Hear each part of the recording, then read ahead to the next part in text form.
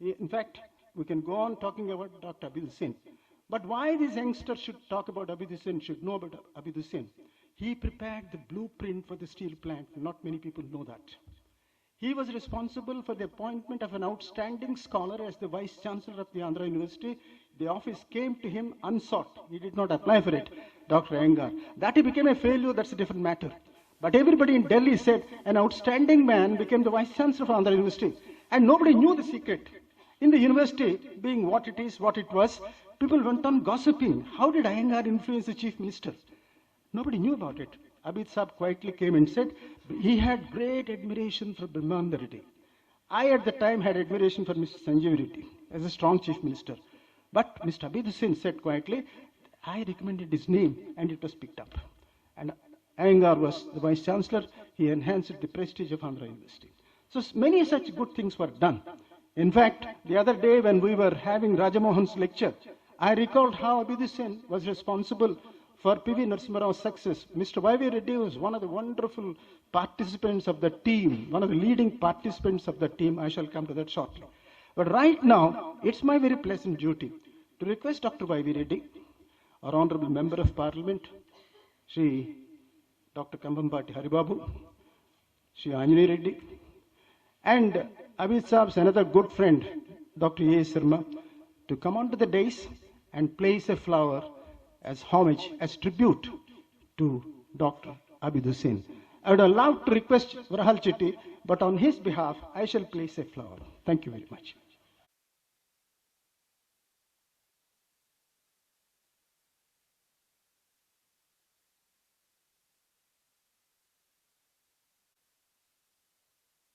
Say a few words about you. Rajaji once famously said to C.R. Reddy, you are an extraordinary Vice Chancellor. And independent India, there is only one governor who rules. That's the governor of the Reserve Bank of India. The rest of the governors, they don't rule. They are ruled. So you are an extraordinary governor of Reserve Bank of India. I'm applying the words, I'm paraphrasing the words, and applying to you, Dr. Y.V. Reddy, that you are not an ordinary governor of Reserve Bank of India, but an extraordinary governor. Now, I can go on talking about Abid Saab, but I shall sign off with a very interesting, a lively sense of humor, a repartee sense of humor. One day, the collector was always smiling. He never said no. He used to stand up and say, it's very difficult, let me see, etc., etc. One day, our Muslim brethren, they went in a delegation to Abid Saab and said, sir, we have a request. What is it? We have raised a very beautiful crematorium, burial ground. Please come and inaugurate it. And Abid said, how can I do it when I'm alive? He said, a typical humor. And that was extraordinary. That is why similarly, nobody knows who exactly, people keep asking me because of my longevity. I'm here for 62 years. People keep asking me, no, who coined this phrase, city of destiny, city of destiny? It was attributed to C.R. Reddy, that master of phrase making. Undoubtedly, ladies and gentlemen, it's a matter of pride to all of us that if at all Cambridge was really fond of India at the time, it was because of a student leader by name C.R. Reddy. He was one of the greatest phrase makers, English language. And his oratory in both Telugu and English was such that C.R. Reddy must have coined the term city of destiny. But I can tell you, this term was popularized by Abid Hussain. Wherever he used to go and say city of destiny. But this term was internationalized by Mr. D.V. Subbarao, late Mr. D.V. Subbarao, who brought cricket matches to Vizag. Anyway, city of destiny, you are here on the campus of Andhra University. I am grateful to the Vice Chancellor, who is one of the best dressed Vice Chancellors I have seen. Sir, I must tell you in this, because dress also matters. When Rajaji, if somebody complained to Jawaharlal Nehru, sir, Governor General of India is so poorly dressed, a lungi and all that. And Rajaji smiled and replied, when I am surrounded by so many well-dressed men, why should I wear a good dress, he said. Therefore, when one handsomely dressed man is there, the whole university is handsome. God bless you. Thank you very much. Now, a few words about Dr. Y.V. Reddy. My thanks to, I must thank Professor K.C. Reddy for taking the initiative and that indefatigable, what you call, energy Mr. Anjani Reddy has. He is a Buddhist. It is a pleasure to talk to him. He knows many things. and he's very strong in his conviction. And I'm very grateful to you for persuading Dr. Venugopal Reddy to come here. Thank you very much. Of course, thanks ultimately go to him, but our thanks also to you. Now, Dr. Venugopal Reddy, I dare not introduce him. Professor K.C. Reddy will speak later about his work and also about the book. Dr. Abid Hussain introduced me to you, sir, as a very bright young man, as a brilliant young man. To have sustained that brilliance for so many years is something extraordinary, for half a century. To have continued as a brilliant man in whatever position you have been, it is something extraordinary. Dr. Venugopal Reddy, you remind me today of an article that was written in Foreign Affairs 1 month ago. It was about Alan Greenspan, his book by Malaby. That book was reviewed. We all know that Alan Greenspan was the ultimate as far as economics is concerned in America. He died recently. What George Kennan was to international relations, Greenspan was to economics. I'm quoting somebody who said, arguably the greatest economist of the United States, arguably the man who changed America's economic history. It was a kind of hagiography that Malaby wrote, a biography of Alan Greenspan. There is a parallel. Greenspan was chairman of Federal Reserve Board, and you were chairman of Governor of Reserve Bank of India almost at the same time. If America was rescued out of economic crisis by Greenspan, as they say, India was rescued out of crisis by a team of economic thinkers, of whom you were one of the distinguished person during that period. Therefore, something parallel. So Alan Greenspan comes to my mind when I talk of Dr. Venugopal Reddy. I don't want to say more than that. He worked for IMF, he was collector, he was secretary, he was many things. He has been a member of several prestigious national and international organizations. But what has he done to the country? Why should so many boys and girls come and listen to him? Ladies and gentlemen, the truth is, our banking industry was rescued by him. I am quoting not Indian authors and Indian authorities, because they might have been biased, but the New York Times wrote an article on American economy, and at one time, the New York Times says in article, what Mr. Venugopal Reddy did. I am quoting the New York Times. Dr. Reddy has worked on piloting a calibrated approach to financial sector reforms, A19, December 2008. And the New York Times says, the tough lending standards imposed on the Indian banks as RBI governor for saving the entire Indian banking system from the subprime and liquidity crisis in 2008. So the crisis was averted in 2008 because of Dr. Venugopal Reddy. And then the eminent professor of Columbia University, whenever we talk of Columbia University, one name automatically comes to us, our mind, Dr. B.R. Ambedkar.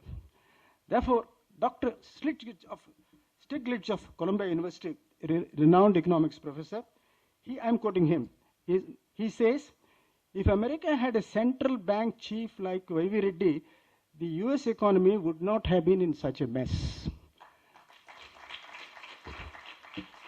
I think this is the highest tribute anybody can pay. He saved the banking sector from crisis. He has done yeoman service to the rural sector. He has done yeoman service to the poor. And his book, so ably written in Telugu, I'm quoting Dr. Reddy. He said, at one point he learned from Abid Hussain. ఈయనకి టెండి తెలుగులో చెప్తున్నాను. కలెక్టర్గా ఉన్నప్పుడు ఆయన తెలుగులో రాశారు కాబట్టి తెలుగులో చెప్తాను. ఆయన ఏమన్నారంటే, ఎంత మంచి మాట అన్నారు చూడండి, నా మెదడు ఇంగ్లీష్ మాట్లాడినా నా హృదయం మాట్లాడే భాష తెలుగు మాత్రమే అన్నారు. అయ్యా రెడ్డి గారు ఇప్పుడు గట్టిగా అంటే మాకు ఇప్పుడు తెలుగు భాష కోసం చాలా ఉద్యమం జరుగుతుంది వైజాగ్లో, వాళ్ళందరూ రేపొద్దున మీ దగ్గరికి వచ్చేస్తారు అంటూ ఈయన అంటారు, what he learn from Abid Hussain. I should have said it earlier. Abid Hussain garu osari pilcharta young collector ni. Come on Reddy, let's go for a party anarta. Being young and naturally an idealistic person, he said, I don't attend parties given by rich people, sir anarta. And Abid Hussain garu quotation icharu chudandi. being anti-rich is as bad as being anti-poor. So Mr. Reddy underwent a transformation. That's what he narrates. Now, therefore, he has done yeoman service to the banking sector. And my last point is that he has been one of the most influential policy makers of India during the last 25 years. You give credit to Manmohan Singh, you give credit to P.V. Narasimha Rao, certainly they deserve, and you must also give credit to the group of economists headed by many people, including Dr. Y. Venugopal Reddy. It's a privilege, sir, to have you, an extraordinary governor in an extraordinary university, to speak to us on a subject of your choice, that is globalization and India. Before that, a small function. That function will be preceded by a small presentation, introduction by my dear friend, Professor K.C. Reddy. Thank you very much. Thank you once again for your gracious presence. Thank you. Professor Prasanna Kumar Garu, Honorable Member of Parliament, Dr. Haribabu Garu, Vice Chancellor of Andhra University, Mr. Nageshwar Rao Garu, ladies and gentlemen. It is the fortune of the Center for Policy Studies that Dr. Y.V. Reddy has not only agreed to speak to us on globalization and India, but also agreed to release a book edited by two of our distinguished economists. One, of course, as Professor Prasanna Kumar mentioned, happens to be son of Dr. Abid Saab himself. It is Shaping India's Future, Essays in Memory of Abid Hussain. I'll just read out a small note about the book before we request Dr. Y.V. Reddy Garu to release the book. This volume of essays, edited by Deepak Nair and Rana Hassan, seeks to honor the lifelong passion and commitment of Abid Hussain, a distinguished civil servant, a passionate diplomat, and a concerned citizen of India, who contributed to the public sphere in a wide range of areas for better and equitable society. The volume includes 9 essays covering contemporary issues in economic policy, governance, and society that will shape India's future in the years and generations ahead. Among the key messages of the essays are that India needs a development state that thoughtfully intervenes in the market and economic policies, guided by the imperatives of generating good jobs. These policies need to be set within the context of union-state relations underpinned by an appropriate mix of cooperative and competitive federalism, and a political order where Indian liberal democracy strives to relieve individuals from the burden of compulsory identities, and it stresses individual rights. The essays are penned by very distinguished group of economists, Dipankar Gupta, Rana Hassan, Abid Hussain himself. His article is also a part of this volume. Rajiv Kumar, Pratap Bhanu Mehta, Rakesh Mohan, Sudipto Mandal, Deepak Nair, and Dr. Y.V. Reddy himself. Apart from these 9 essays, there are 7 tributes in the book paid to Dr. Abid Hussain. And these tributes were paid by economists like Jagdish Bhagawati, Nitin Desai, Deepak Nair. I have great pleasure in requesting Dr. Y.V. Reddy Garu to release the book. I request Professor Prasanna Kumar Garu to come over to the dais.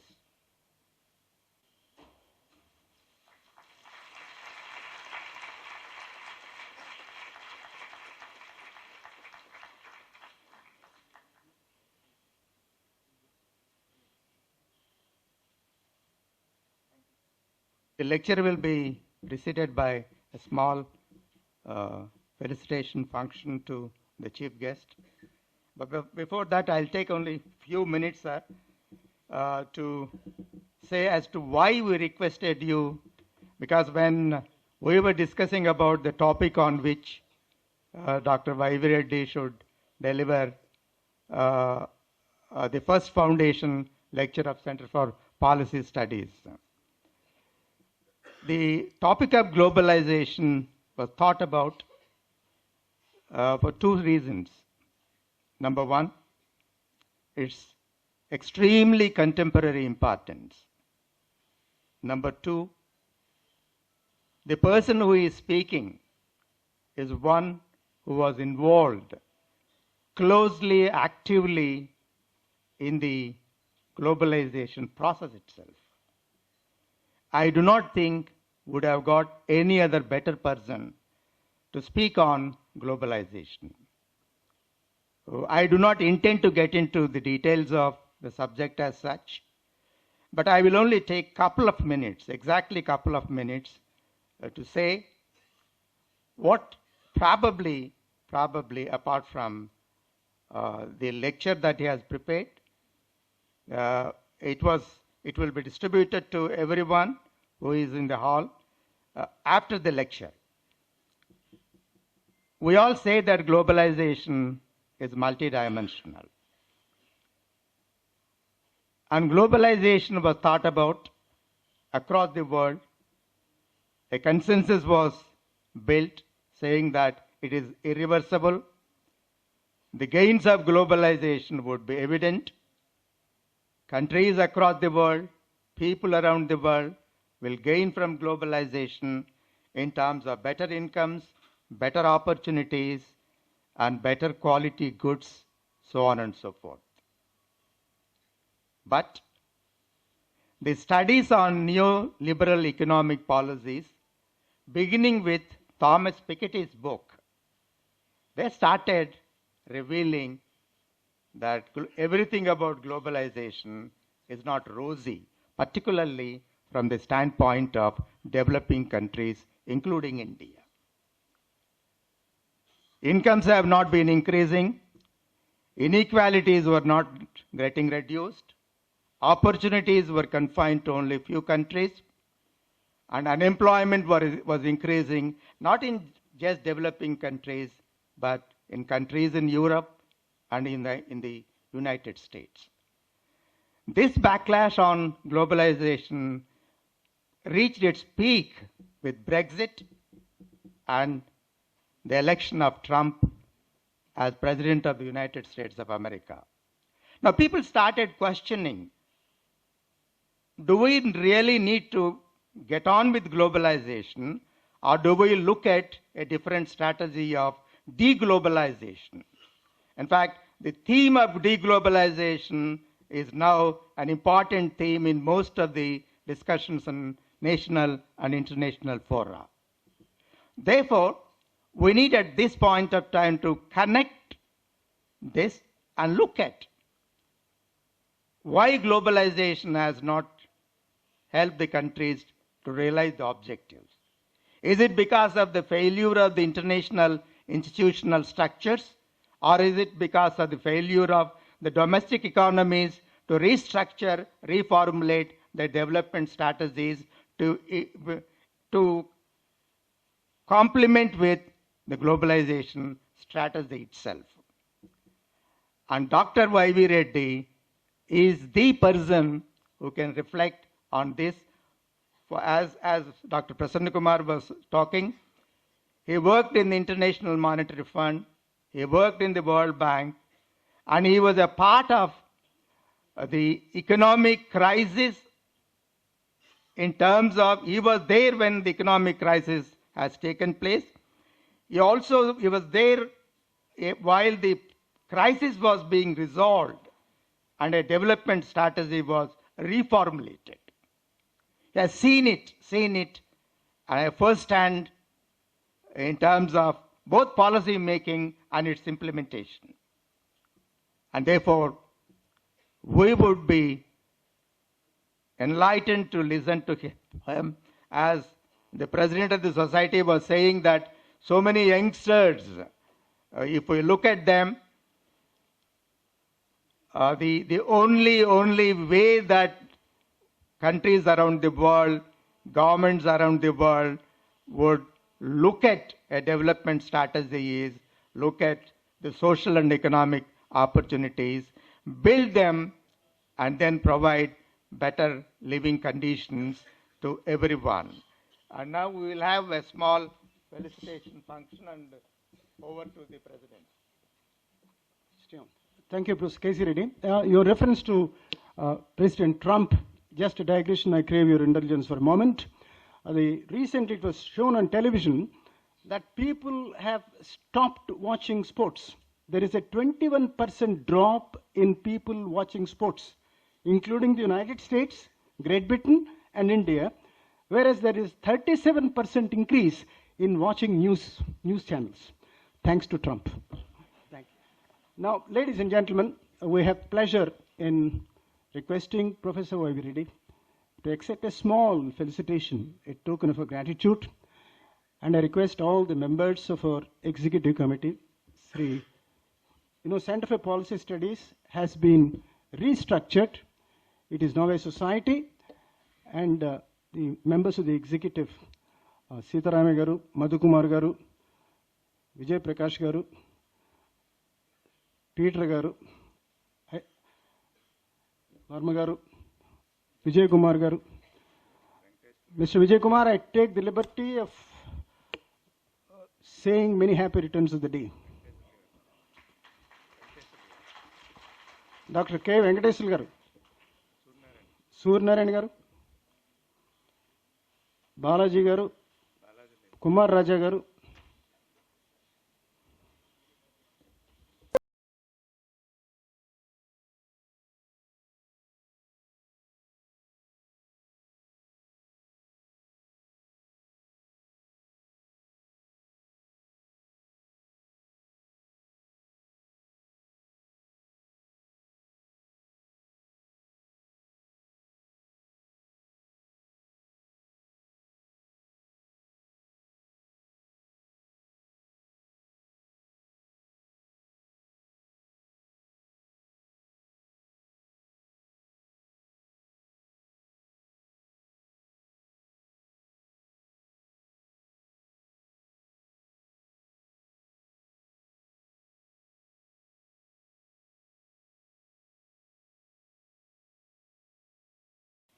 Y.V. Reddy Garu, may I have the pleasure and privilege of requesting you to address us. Thank you very much.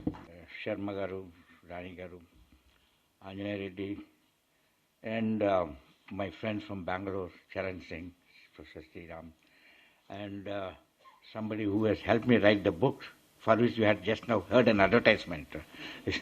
Aruna Papu is here. So I find very good feeling to see many friends, but more important, అందరికి తెలుసు కదా, మధ్య మధ్యలో తెలుగు వచ్చేస్తా ఉన్నాను. Service మొదలుపెట్టినప్పుడు first posting Visakhapatnam.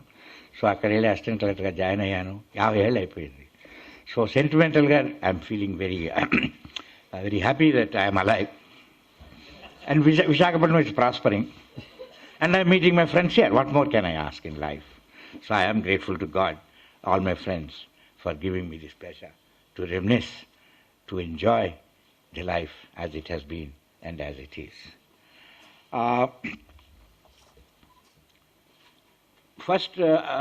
The first task I did was when Abhidushan got a book released. Abhidushan is a very special person in many, many ways. And even the book release is very special. ఈ బుక్లో ఆయన ఆనర్లో రాసిన పుస్తకంలో ఆయన రాసినది ఉంది. You have got a piece written by him in the book, which is special. And one of the authors in the book is releasing the book. Normally somebody else releases the book. So I'm not saying in a flippant sense. And his own son is one of the editors. He has always been a very special person, very, very special person with very extraordinary qualities. And I was just recollecting when I went to the collector office, Nergada, my collector was Abid Hussain. And you know all the qualities. The other side of the building was DRO, in those days, Joint Collector. He was Joint Collector of S.V. Subramaniam. Not many people know. But when he writes a judgment, not even a Supreme Court judge can touch it. It's so thorough. Every word is weighed. Every number is to the last digit. And I learned from these two people. The man who is most serious, meticulous detail. And here is a man who talks the city of Disney of 30 years later. So it's a contrasting personalities. And I think that way, in the very beginning of my career, I had the privilege of having a variety of gurus from whom I learned many things and which I still cherish. Having said that, now let me also say that I have some sort of an association with the university, though some people think that I'm a student of this university. I have not been a student of this university. But when I joined as assistant collector on training, because of my interest in economics, I used to come to the economics department. ఆ రోజుల్లో professor Sarveswara Rao, professor Ramana, Gogula Parthasarathi గారు, మన ఇంకొక రమణ ఉండేవారు, KV Ramana in economics department, socialist. ఆ KV Ramana గారు social work అదే ఆయన కేవీ రమణ, అపార్ట్ ఫ్రమ్ డివి రమణ, ఆయన సోషలిస్ట్ ఉండేవారు, బ్యాచులర్. మహారాణిపేట ఎక్కడ ఉండేవారు, అక్కడ అప్స్టేర్స్లో వెళ్ళేవాడిని ఆయన. సో అఫ్కోర్స్ సబ్సిక్వెంట్లీ వీరంతా వైస్ ఛాన్సలర్ అయ్యారు, కానీ ముందు ఫ్రెండ్ అండి ఆయన, మంచి ఫ్రెండ్. తర్వాత వైస్ ఛాన్సలర్ అయిపోయారు. So anyway, so these are all very pleasant feelings. Also this is not the first formal lecture that I'm delivering. As usual people forget the lectures already delivered. VS Krishna memorial lecture ఇచ్చాను నేను. Some time back I had given V.S. Krishna Memorial Lecture. Anyway, this is by way of my personal recollections. And Professor Prasanna Kumar garu chepparu, so Venugopal Reddy is a governor who really is to govern, something like that. So I must confess the secret of how, quote unquote, people think I was governing. So simple. Somebody asked, so are you independent? Is the Reserve Bank of India independent? Are you independent? I said, yes. RBI is independent. I am very independent. I have taken the permission of my finance minister to tell you that.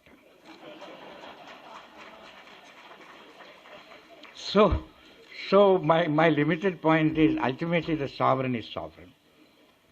And whatever it's for convenience it's for the convenience of the government to tell the people that money and finance is not so political, have trust. So the governor is created, the RBI is created, and they try to convince people that it is independent. And the RBI governor also has to play along and try to convince people that it is independent. And sometimes it works, sometimes it doesn't work. In my tenure it worked, and people believed that I was independent. Okay, thank you very much. Now, having said that, coming to the subject of globalization, actually today the whole idea is that it's very difficult to keep in touch with developments. Age, energy, access to knowledge, we don't have. So then when friends keep asking me to give lectures, I had a problem. So I thought of one method. That method is ask the student to ask me questions. And they send the questions in advance, and then you try to fool around and go. That worked a couple of times, and last time it worked in Vizag. This time they said, no, you think of a subject and come. Now the problem is I have to think of a subject, I have to prepare, that's not easy. So then I thought the best way is I'll pick up a subject and say what happened to that subject when I was working at that time. So that's okay. So that means none of you will know what happened now. So therefore, I can sort of get away sharing my thoughts. So in the morning, with the IIM students, I shared with them the state and market, and the balance between the state and market, as in the various jobs that we did, starting from planning, in Deputy Secretary Planning in 1969, ending with abolition of planning as Chairman Finance Commission. So it's a long journey. So now that's the type of journey I'll be talking to you about. globalization, I suppose first we have to define what is globalization. People have many ideas. So for convenience, I would say globalization may be defined as the process by which greater connectivity is achieved in regard to ideas, goods, services, finance, people. There's a greater connectivity across the borders of nation states. I think this word is pretty new. It didn't exist for a long time. It didn't exist. It came into being only when nation states were created. Otherwise it was globalized in any case. So the concept of a globalization is very recent. It is only 20th century. In 20th century, early part, first half of the 20th century, there is a concept of a passport, concept of a visa, concept of a country where there is a government which authorizes you or allows you to go. So globalization in the human history started only in the first half of the 20th century. It developed, okay. Then what happened? It entered the 21st century. In the 21st century, we had an explosion of global finance. Then we had a lot of movement of people, euphoria, followed by crisis. And after the crisis, you had uneven recovery. After the uneven recovery, now dampening the process or anti-globalization. The whole thing has occurred in how many years? 17, 20 years. Very, very short span if you look at the whole thing. So I think first thing is we have to get this picture. And behind this, of course, is technology. It's the technology that is enabling globalization, and it's the nation states which are trying to somehow manage it in a way that it is good for the people for whom they are accountable in some form or other. So now I will confine myself not to ideas, the soft power, I don't know, this culture. So I'll confine myself to where my ignorance is less, economic integration. The economic integration, I would say, occurs through three channels: movement of people, movement of goods, and movement of finance, broadly. So this is broadly economic integration. In regard to the trade or movement of goods across the borders, there are two types of barriers. One is what I may call natural barriers and artificial barriers because of distance. So the natural barriers are overcome through the trade. But the developments in technology break down the so-called natural barriers, and so the integration happens. And the very same process of development of technology makes it difficult for national authorities to control. Your capacity to stop globalization, the government's capacity becomes less and less. As you know, it becomes more and more difficult to do that. Because it is very difficult to know the identity of the origin. What is the country of origin? The plastic may be somewhere else, something comes to the supply chain. And you can't even define a product. What's a product? A chip, it can make anything. So definition of a product became difficult. The country of origin became difficult. So how do you control the cross-border movement of goods? It becomes very difficult. Anyway, but the most important thing about the finance is the contagion. In finance, it just moves quickly, and more with computer, moves quickly. You don't even know where it started. You don't know where it's going to end. It moves so quickly. And most important, people who are not involved in the transaction are affected by it. If you take a good, if you take a medicine, you take a medicine, somebody supplies, you eat it, and then you suffer from it. With the finance, your savings are there, and you give it to somebody else, they go to somewhere else, and they gamble with your money, and you suffer. So you have maximum externalities in the finance. So these are the three. So anyway, that was the basic philosophy which I had in my mind, but that's a different matter. So, but to understand globalization, we have to understand the technology, the concept of nation states, economic integration, non-economic, goods, services, finance, people. There are different dimensions. Now, also in the Indian approach. the Indian planners, we broadly, roughly to recollect, the Indian planners felt that we have to finance, we have to have self-reliance. So we should, it's not increased exports. Our approach was self-reliance. So export only exportable surplus. Import what is only necessary. That's the first barrier. It is anti-globalization. When we started. But after 10, 20 years, we realized something. The rest of the world is not waiting for you to produce a surplus if they want to consume. And they should not consume when you don't have a surplus. And somebody is not going to sell you only when you want it. They will sell you when they also have surplus. So there are some contradictions, but that took some time for some of us to understand that there are linkages that were developing at a time. They were labeled. So, and in the 5-year plans, actually the word self-reliance did not exist virtually in the plan documents till 1966. But 1956 onwards, we started having problem of foreign exchange. So the whole issue of development strategy was self-reliance. We have to grow. There are two types of grabs. One, savings domestically to finance investment. Second, foreign exchange. So two-gap theory. There was a two-gap theory, and we had to get money from outside through aid. So this was basically the type of relationship.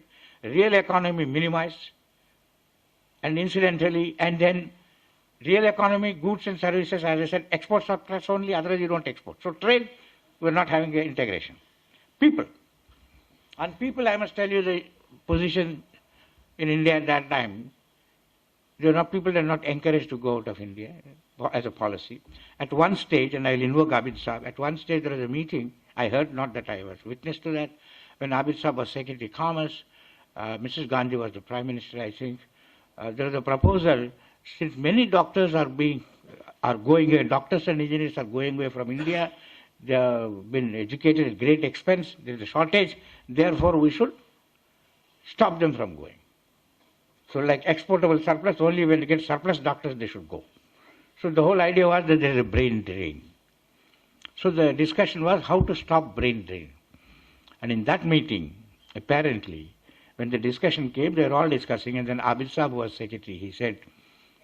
He told the Prime Minister, Madam Prime Minister, it is better to have a brain drain than our brains in our drains. Because it benefits nobody. So we are not utilizing. So this is the type of discussion that were going on. That's what I'm trying to say. Contrast it with what happened in the last 20 years, 15, 20 years. So now we have this was the type of atmosphere in which I entered into practicality of, how much time do you have, sir? Half an hour? Practical involvement of quote-unquote globalization. For 1 year, it was just 1 year in Government of India, Ministry of Finance. I was dealing with IMF and World Bank, so it was just getting familiar.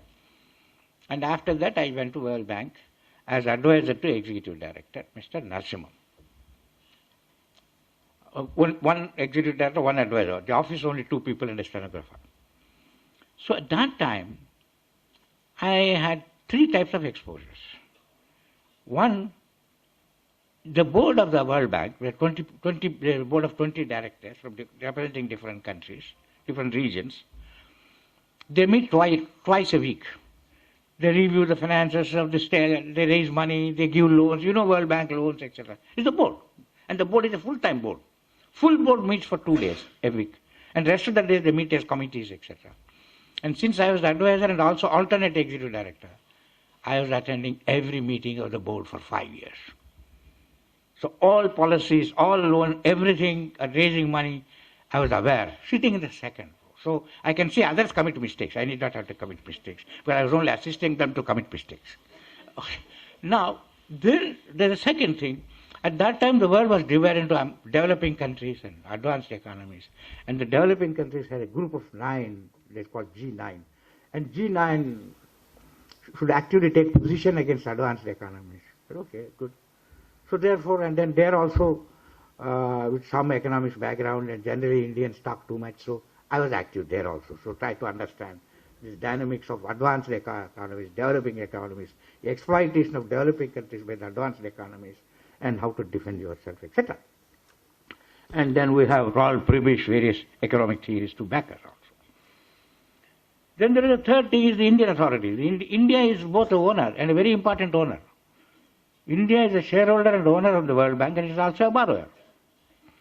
So I was, in a way, a bridge between Government of India and World Bank, and I had to advise Indian authorities how to get money without conditionality, and go and talk in the board that where you're giving money only, you must give advice also.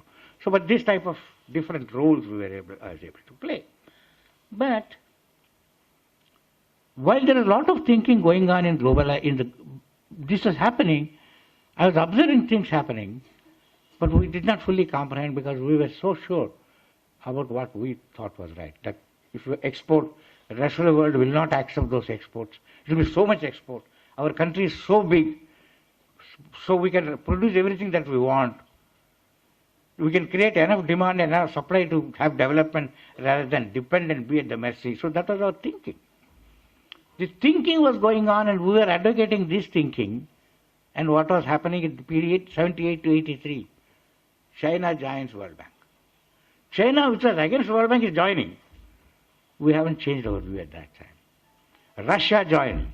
We haven't changed. China changed its approach to management of the economy. They said market-oriented economy. We hadn't changed. We thought that's what we are doing is fine. They don't know, they'll realize, okay?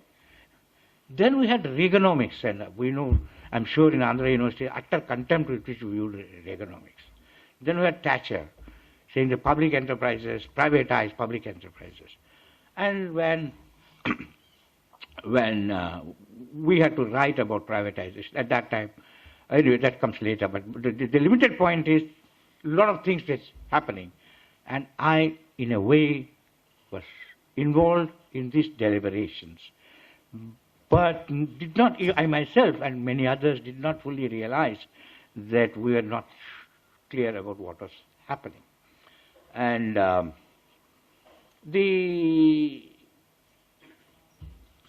in fact, this morning I gave a joke about Korea, in the context of, and that's something which comes up later.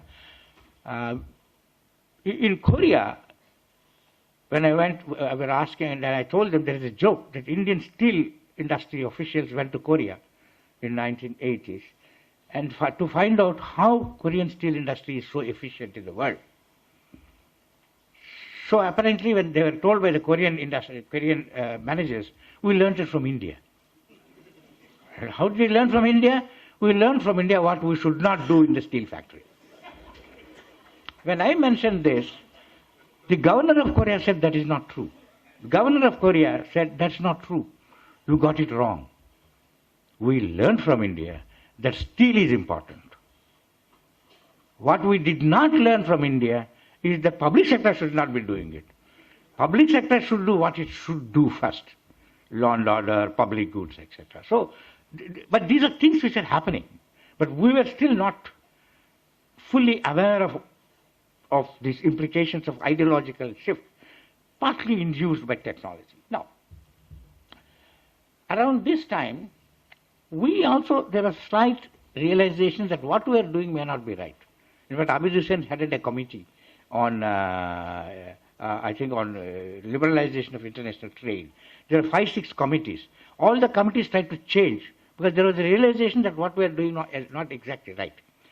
But the change, every committee recommended marginal change. When Thatcher was talking of the problems of public enterprises, then we had the Arjun Sen-Gupta committee which recommended memorandum of understanding, which was given up by France by then. So in a way, there was reluctance to question the fundamental assumptions about the relationship with the Indian economy and the global economy, and between the state and the market. So that's the whole foundation of new economic policy by Rajiv Gandhi. We change it, but we change it. We liberalize entry, no licensing to enter, but you can't exit. So if you remove the license, allow entry, no exit, it's clogged. You liberalize imports, you don't liberalize exports. So these type of things happen in regard to global integration. It was sort of imbalanced integration that we took place and a reluctant admission of certain things that have been changing. And I sort of could notice could notice these things, and I took leave for a couple of years and became a little more aware. Then I went to Government of India, Ministry of Finance, 1990, went there. By then, we got the BOP crisis. But we were ready for BOP crisis. We were vulnerable. Gulf War was the trigger. So that was the time when it was forced on us. That old logic, the old thing will not work. Not that we have still found, but that type of regulation does not work. And there again, it's not the regulation, the relationship with the rest of the world. So that is external sector, balance of payments. The crisis was external sector, the crisis of balance of payments. So the reform was essentially in the context of the crisis in the external sector. So first you have to meet the crisis. And for that, Government of India appointed a committee called the Rangarajan Committee, high-level committee on balance of payments, and I was the member secretary. And so that is where we had to work on the strategy of the relationship with the rest of the world in regard to external sector, trade, finance, not people, of course, people is something different. So at that point of time, we felt that what we have to do is more look at stability, not tinker. So in a way, what we felt is that, look, if the law of the land permits somebody to do something, they should be eligible for the foreign exchange to take it. If you want to stop, you stop it, not by law. But don't say you cannot get dollar. Rupee or dollar, there's no difference. There's nothing like over. Second, gold.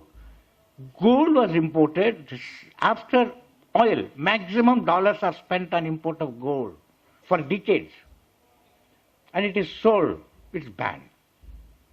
Legally for 40 years, maximum black money was generated by gold, by a law which you could not implement. Black money in foreign exchange, black money in local exchange. So that was how the economy was built. Second largest commodity with second largest foreign exchange spent. And it's unofficial. It is traded. So now, how do you have a market of foreign exchange if this you cannot control? So one of the things which we said is you cannot have a foreign exchange market, you cannot have a market determined exchange rate. And being a closed economy does not help because you got into a crisis with a closed economy. And therefore we suggested open, whatever illegal, allow it, allow gold, have very small percentage of the tax, then the foreign exchange will come and there is a market. You work on that basis, otherwise you'll just not be able to manage. So you had virtually redefined the relationship with the rest of the world. Only on capital account we had a difference, and that's where we introduced the whole concept of capital account management. Because as I said again, goods are different from finance. Finance has externalities. And similarly in the commerce, when I joined the commerce ministry, we had three types of issues. One, if you liberalize trade and get commodities with minimum duty, they may dump. Some countries will try to sell us at lower prices. So it's a legal mechanism that's called anti-dumping authority. So that was created as part of the reform. So you had a deregulation in some senses, but at the same time we had certain institutional mechanisms. And secondly, I was in charge of approving investments overseas, our capital to go overseas. The position at that time of the government is we are having foreign exchange problem, shortage. We are inviting foreign investment. Why are you permitting foreign investment by our companies? If there is a shortage of foreign exchange and we are importing capital, why are you allowing export? I said, no, that's not right. Because our industry, if it has to be competitive, if it has to go and acquire some unit, they should be permitted to go and acquire. It can be a two-way. It has to be two-way. It should come in, it should go out. If we are efficient, our efficient fellows should go out. So this took a long time. But this we argued in 94 and finally it took shape in a few years later slowly. There's a third and more interesting thing. Export concessions are given and there should be export-oriented units. Export-oriented unit. That means that you will not have to pay tax, that, all concessions because we want to develop exports. So I was chairman of the committee to approve. How do you approve? You must be export-oriented unit. So he comes. I said, now, tell me that you are going to export. How will you tell? You have to give a certificate, na? So he said, you will get a firm export order. How can you get firm export order before you start producing? But you have to approve. Otherwise, what's the way you regulate? So if you want to regulate, which you cannot regulate, you create impossible conditions. And everybody has forged documents. As the chairman of the committee, I used to approve on the basis of forged documents. This is how the regime operates. And later, of course, we had export processing zones. Again, we continued, but anyway, that's a different matter. So it doesn't make sense for a country like India to have export processing zones, but that's a different matter. Not that everything is being right. But this is the type of exposure you get when I did that particular job. Later, I became deputy governor. I'm sorry. What? I lost out. Yes. Deputy, from there, I went deputy governor, external secretary again.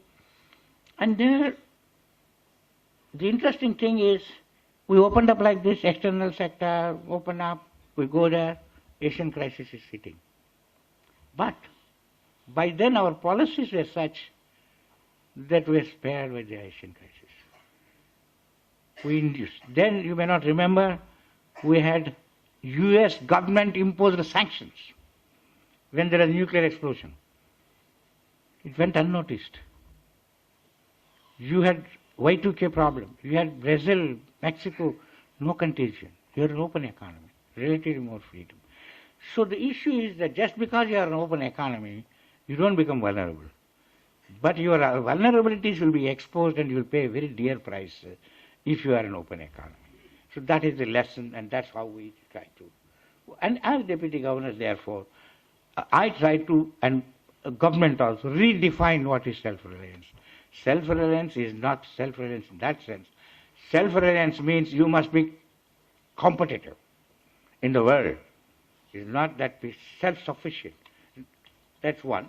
And then second, but at the same time, you should have enough foreign exchange reserves to take care of the shocks. For India, there are three types of shocks. One shock, petrol prices. Second shock, agriculture failure. Third, the capital running away. You must keep enough reserves, and that's what the government should do. And keep that the exchange rate is not too volatile. So you have these clear goals, and don't try to. So this is how we explain. But we still believe that we should have increasing liberal markets, etc.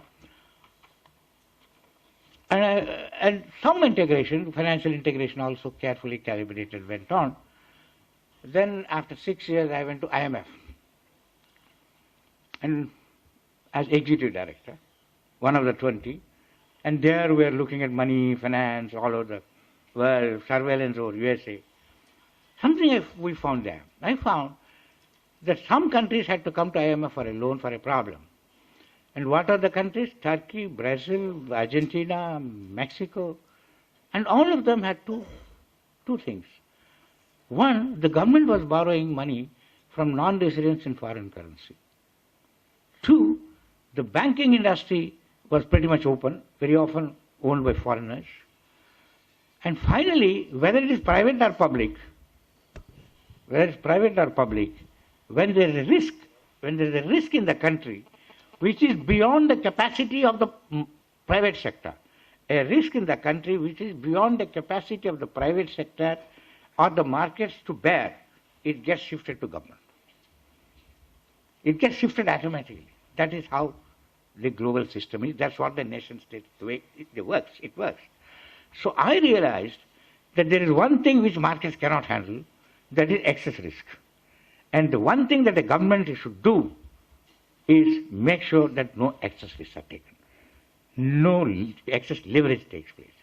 So therefore, when I came back as governor, where everybody thought that would be too liberal, again we changed a bit. And I was trying to say, and by then the budget announcement was made that foreign banks will be permitted to take over our banks. A commitment which was made to the parliament by the finance minister. So again we discussed and we recalibrated the integration. The nature of integration had to be recalibrated. And now I completed my tenure in 2008. I suppose I should stop here. But I'll quickly run through what happened after 2008. Very quickly, and here I will, since it will be circulated, I will not spend much time. After the crisis, I was sort of, at that time, it's not part of my job, but I was invited in various conferences and commissions to say why this crisis happened and how to go about what is called how to make globalization good globalization, how to ensure responsible globalization, how to manage globalization in a world situation. So that was the remit of these commissions. And since I happened to be there in a number of these, money, finance, regulation, etc., I'll summarize at the end of my 4 years, 2008 to 2012. Because after that, I went to Finance Commission. So in Finance Commission, you only deal with chief ministers and members of parliament and MLAs. But up to that. And 2012, first, our own globalization, how global crisis made us really understand certain things. One, globalization of finance, when we did the globalization of finance, our purpose was that we will get money to poorer countries, right? But you know what happened in globalization of finance? Actually, money went to advanced countries, including India. 3 years, we had current account surplus, not deficit. Developing countries as a whole exported capital, not imported capital. One. Second, we noticed that global trade continues to be a source of benefit, subject to, the most important, is that when you do the globalization of trade, the first effect is the prices of goods come down. Chinese goods came. So in America, the consumers benefited by lower prices. After some time, when the production facilities shifted, when the American capital realized that they can produce the same thing cheaper in China, that's why they came, after some time what happened? They started losing jobs. Their wages started coming down. So when you don't have income, what is the point in having cheap goods? Cheap goods are good when you have income. So you got cheap goods first, and after some time your wages are stagnant, and after some time you lost your jobs. So very interesting. The developing countries were afraid of the American imperialism affecting them. But it is the American capitalism which has affected the middle class Americans to the benefit of Indians and Chinese. And therefore, at that point of time,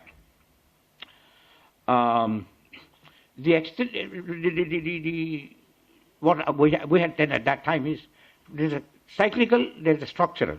What I am explaining is when there is a globalization, it's structural, not just a crisis, it's structural. So the technical solution to solve this problem is retrain the workforce.